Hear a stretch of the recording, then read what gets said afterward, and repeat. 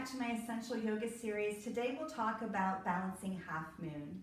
Balancing half moon is great to do when you're kind of in the doldrums of life. I had a little hard time saying that there. It's light, it's fun, it kind of picks you up, and sometimes our life becomes kind of ho-hum and we get bored with the routine of it.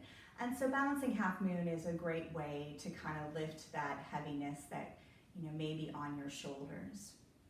Let's talk about balancing half moon. Balancing half moon doesn't happen, like the balance doesn't happen at the end. It happens as we're taking flight. And what you really learn in balancing half moon is that process of getting into the shape and space that you desire. And I think that's important because as children we're taught to have these goals. And sometimes we grow up as adults and we just have bigger goals, and we're missing out on that learning process that it takes to set the goal to reaching that goal. That in-between time is so rich with learning, failures, mistakes, celebrations, and we don't really spend a lot of time there. So I'd like to challenge you to really pay attention to that process of getting into the shape.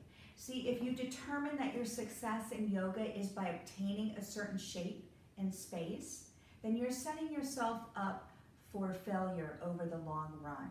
Because each pose, you have to look at the rewards and risk value as we age.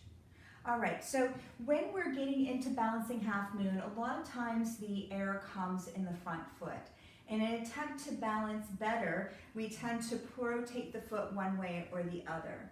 What that is doing is destabilizing our hip where the pelvis and thigh bone meet. So pretty important that we want to be committed to that foot being planted, toes facing the short edge of the mat.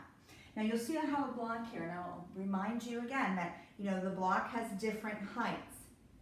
And the difference in height of what you pick for your body is going to depend on your limb lengths and your flexibility. So pick what works best for you.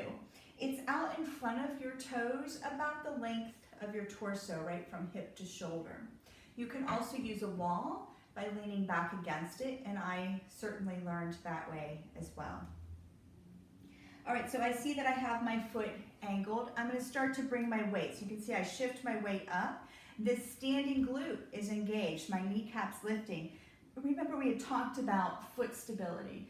So I have weight in my big toe, my pinky toe, my heels, and we have these smart little toes that already know what to do. They're kind of gripping your mat.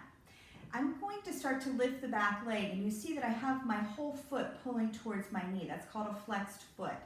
And by pushing out through my heel and out through my head, that's helping me create balance. Now if I start to move my arms in opposite directions, that's helping me even more with my balance. And then we're in balancing half moon. So I paid attention to what was happening in my body. If I want to lean against the wall, I can shift everything back against the wall. If I want to be out in the middle of the room, I can do that as well. When you come up, again, I'm going to take this top hand and I'm going to reach and bring it back down. So when we find opposites, every exercise has a push and a pull. And when those opposites are working, our bones come into alignment. The right muscles are working that we need to have happen to find that shape. I hope that you have a blast balancing around, wobbling around, and really exploring balancing half moon. Thanks.